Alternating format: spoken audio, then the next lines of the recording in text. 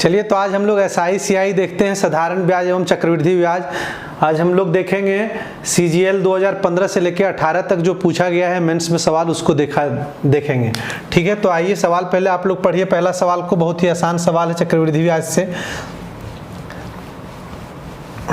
तो सवाल एक बार हम लोग पढ़ते हैं। लिखा हुआ है कि एक धनराशि चक्रवृद्धि ब्याज पर 5 वर्षों में दुगुनी हो जाती है।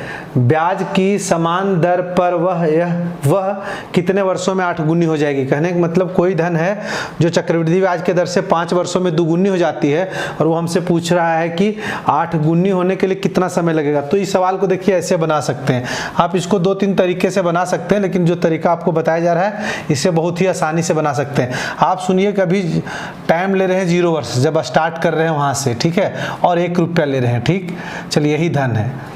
धन हमारा 1 रुपया है और समय 0 वर्ष है। तो 0 वर्ष से लेके 5 वर्ष कहता है। 5 वर्ष में यानी यहाँ से जब स्टार्ट कर रहे हैं तो यहाँ से लेके 5 वर्ष हो गया। 5 वर्ष में राशि दुगुनी हो जाती, मतलब 1 की दुगुनी कितना होगी, 2 रुपया। ठीक है, तो आप जानते हैं चक्रवृद्धि ब्याज में कि इस अगले बार वही ब्याज किस पर मिलता है, जो मिश्रधन होता है, हमारा अमाउंट होता है, यानी मूलधन और ब्याज जो मिलके अमाउंट बनता है उस पर हमको ब्याज मिलता है। मतलब अब हमारे लिए ये धन राशि हो गया जिस पर हमको ब्याज मिलना है। और आप जानते हैं कि 5 वर्षों में उस ब्याज की दर से दुगुनी हो जाती है। तो मान लीजिए 5 वर्ष से अगर अगला 5 वर्ष करेंगे तो 10 वर्ष हो जाएगा। तब तक यहाँ से स्टार्ट कर रहे हैं तो यहाँ से यहाँ तक 5 वर्ष हुआ, और 5 वर्ष में हम लोग जान रहे हैं दुगुनी हो जाती। तो 2 रुपया अगर दुगुनी हो जाएगी तो कितना हो जाएगा, 4 रुपया। इसी प्रकार आगे सोचिए कि और अगर 5 वर्ष यहाँ से लेके चलते हैं तो 15 वर्ष हो जाएगा, और 15 वर्ष हो जाएगा तो यहाँ से भी दुगुनी राशि हो जाएगी, है ना। 5 वर्ष में दुगुनी हो जाती है, यहाँ से 5 वर्ष हुई। चूंकि अब ये धन राशि हो गया, मूलधन और मिश्रधन दोनों, यानी प्रिंसिपल और इंटरेस्ट दोनों मिलके, ब्याज मिलके हमारा क्या हो जाता है, अमाउंट हो जाता है, मिश्रधन बोलते हैं उसको, है ना। उस पर हमको ब्याज मिलता है, यानी 4 पर अब ब्याज मिलेगा और ये दुगुनी हो जाती है तो 8 रुपया हो गया। अब फाइनली देखिए यहाँ से ये 15 वर्ष हो गया, इधर 15 वर्ष हो गया, और आप इधर देखेंगे 1 रुपया 8 रुपया हो गया। तो 1 रुपया अगर 8 रुपया हो गया तो कितनी गुनी हो गई, 8 गुनी इधर हो गई। कितने वर्षों में, 15 वर्षों में। तो हमारा 15 उत्तर हो जाएगा। उम्मीद है कि आपको समझ में आ रहा होगा। चलिए अगला सवाल आप लोग देखिए। पहले इस सवाल को पढ़िए खुद से और बनाने का प्रयास करिए। चलिए सवाल आप लोग पढ़ लिए होंगे और खुद से पॉज करके बनाने का प्रयास करिए। चलिए सवाल क्या, एक बार हम लोग पढ़ते हैं। सवाल है, एक धनराशि पर साधारण ब्याज उस राशि का 8/25 है। यदि वर्षों की संख्या प्रति वर्ष दर की प्रतिशतता से संख्यात्मक रूप से आधी है तो प्रति वर्ष का दर ज्ञात करें। मतलब यहाँ पे एक 2 बात समझना है। कहता है साधारण ब्याज यानी जो सिंपल इंटरेस्ट हमारा है, ये किस राशि का ना, ये ब्याज है, ये राशि मतलब प्रिंसिपल हमारा, है ना। ये ब्याज है हमारा और ये है राशि मतलब प्रिंसिपल है। ये कितना कहता है, 8/25 है। इसका मतलब क्या है कि राशि को हम लोग प्रिंसिपल यानी मूलधन हम लोग क्या कर लेंगे, 25 ले लेंगे, और साधारण ब्याज को हम लोग क्या मान लेंगे, 8 मान लेंगे। ठीक है, अब यहाँ पे जो हमारे पास समय दिया गया है वो समय कहता है दर की आधी है, दर की आधी है। अगर दर हम लोग लेते हैं 2x, चाहे दर ही पूछा है तो इसी को x ले लेते हैं, तो हम लोग को समय लेना पड़ेगा इसकी आधी यानी x/2। क्लियर है। अब हल करते हैं। हम लोग सबको पता है कि ब्याज बराबर क्या होता है साधारण ब्याज में, ब्याज बराबर होता है मूलधन यानी प्रिंसिपल, समय मतलब टाइम, और दर मतलब रेट, है ना। दर बटे 100, किस दर से ब्याज लग रहा है। ठीक है, तो ब्याज हमारा आ गया 8, ब्याज के जगह लिखेंगे 8, मूलधन कितना हो गया 25, समय कितना हो गया x/2 नीचे लिख सकते हैं, और दर कितना हो गया x, ठीक है, और बटे 100। क्लियर है। तो आप बताइए कि क्या हो गया, 25 चक्का 100, ठीक है, 25 चक्का 100, अब ये हो गया 4 दूनी 8, तो बताइए इधर 8 आ जाएगा तो 8 का स्क्वायर हो जाएगा और इधर हो जाएगा x का स्क्वायर, तो x बराबर कितना हो जाएगा 8, और x क्या था दर, है ना, तो दर को प्रतिशत में लिखते हैं, यानी x प्रतिशत, x हमारा दर हो गया, यानी 8% हमारा दर हो गया। हमसे यही प्रतिवर्ष दर पूछा गया इस सवाल में, तो उम्मीद है कि आपको समझ में आ रहा होगा। एक और सवाल लेते हैं, बहुत ही बेहतरीन सवाल है ये, ठीक है। चलिए सवाल हम लोग पढ़ते हैं, आप लोग भी खुद से एक बार पढ़िए और समझने का प्रयास करिए कि सवाल हमसे क्या कहा रहा है। ये सवाल पहले भी बहुत सारे एग्जाम में पूछे गए हैं, ठीक है। इसमें थोड़ा सा लैंग्वेज थोड़ा टेढ़ा है, लेकिन आप भावनाओं से समझ सकते हैं, और फिर इंग्लिश वाला अगर नहीं समझ में आता है तो आप इंग्लिश वाला भी थोड़ा पढ़ के समझ सकते हैं। देखिए लिखा है 7,930 रुपये की राशि 3 भागों में विभाजित की जाती है और ए, बी एवं सी को क्रमशः 2, 3 एवं 4 वर्षों के लिए 5% के साधारण ब्याज पर ऋण के स्वरूप दी जाती है। यदि तीनों की राशि उनके ऋण के संबंधित अवधि के बाद बराबर हो जाए, मतलब ये जो ऋण की राशि जो फाइनली हमको मिश्रधन मिलेगा वो सबसे बराबर मिलेगा, जबकि अवधि किसी में 2 है, किसी में 3 है, किसी में 4 है, दर हालांकि सब में 5% है, लेकिन जो हमको मिश्रधन सबको मिलेगा वो सेम मिलेगा। अर्थात हम लोग समझेंगे कि ये राशि बराबर बराबर नहीं बांट सकते,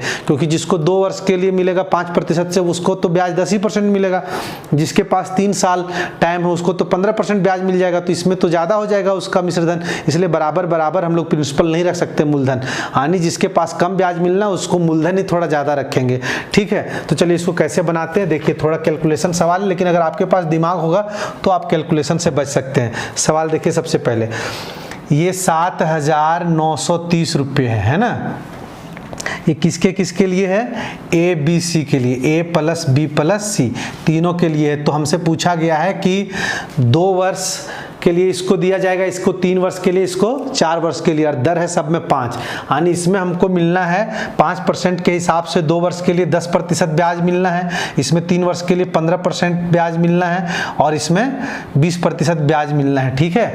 तो ये तीनों मिलने के बाद तीनों से जो मिश्रधन हमको मिलेगा अमाउंट वो बराबर हो जाएगा, यानी अमाउंट बराबर हो जाएगा तीनों का। तो चलिए ए का मान लीजिए, ए की राशि को ए ही समझ लिए, ठीक है, ये मूलधन है, ये प्रिंसिपल ए मान लिए, इसका प्रिंसिपल बी मान लिए, इसका प्रिंसिपल सी को सी ही मान लिया, यानी ये तीनों मिलके 7,930 रुपया प्रिंसिपल हमारा हो जाएगा।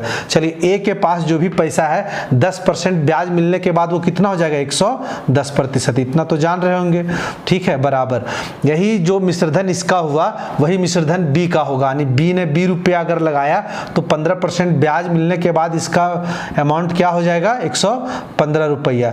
इसी तरह सी ने अगर 80 रुपया लगाया है मूलधन के रूप में और 20% ब्याज मिलेगा तो 120 हो जाएगा, और ये तीनों का मिश्रधन बराबर होगा, यानी तीनों को बराबर बराबर पैसा मिलेगा। अब इसको हल कैसे कर सकते हैं, आपको पता होगा अनुपात का नियम, तो आप ऐसे बना सकते हैं, ठीक है, ऐसे काट दिए, 5 से काटेंगे तो 22, ये बनेगा 23 और ये 24, ठीक है। यानी ए बी सी का अगर रेशियो की बात करें, ए बी सी के रेशियो की बात करें तो आप पाएंगे कि 1/22, अरे के लेंगे ना, इक्वल टू है के लेंगे तो k/22, k/23 और k/23 होगा, तो कर्मानुपाती हो जाएगा, है ना, के तो कॉमन कट जाएगा।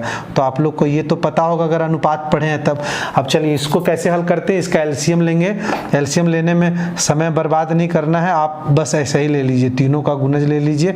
अगर ये पार्ट तीनों यहाँ पे गुना आएगा तो 22 से 22 कट जाएगा, लेकिन 23 और 24 बन जाएगा, है ना, तो ये हो जाएगा 23 गुने 24, और ये बनेगा 23 से 23 कट जाएगा तो 22 गुने 24, और ये 24 गुने 23, ये 24 से 24 कट गया ना, तो 22 गुने 23। चलिए अभी क्या है ना, अब कैलकुलेशन आ गया, लेकिन कैलकुलेशन से अगर बचना है तो थोड़ा ऑप्शन पे भी ध्यान देना होगा, ठीक है। अभी फाइनली मैं कैलकुलेशन करके बता दूंगा कि इसका क्या होगा, कैसे होगा, लेकिन अभी देखिए अगर आपको आंसर लाना है तो कैसे लाएंगे, पहले ऑप्शन लिखते हैं, जैसे ऑप्शन दिया गया उसी तरह लिखते हैं ऑप्शन, है ना। 2760 पहला ऑप्शन है, दूसरा ऑप्शन हमारे पास है 3050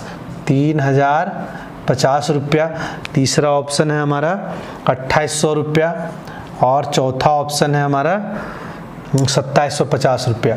आपको ने पूछा है हमसे क्या सवाल में कि ए द्वारा ऋण, ए ने कितने रुपए ऋण पर लिया था, मतलब हमको ये वाला पूछा है। तो आप बताइए टोटल पैसा 7,930 रुपया है, और इसको भागा कैसे दिया जाता है? अगर आप अनुपात पढ़े तभी सवाल को बना पाएंगे, है ना। इसको गुना करके सबको जोड़ के भागा देना है और उसमें से गुना करना है 23 गुने 24। तो भाई जो भी आंसर होगा उसमें हमारा 23 गुने 24 तो जरूर होगा।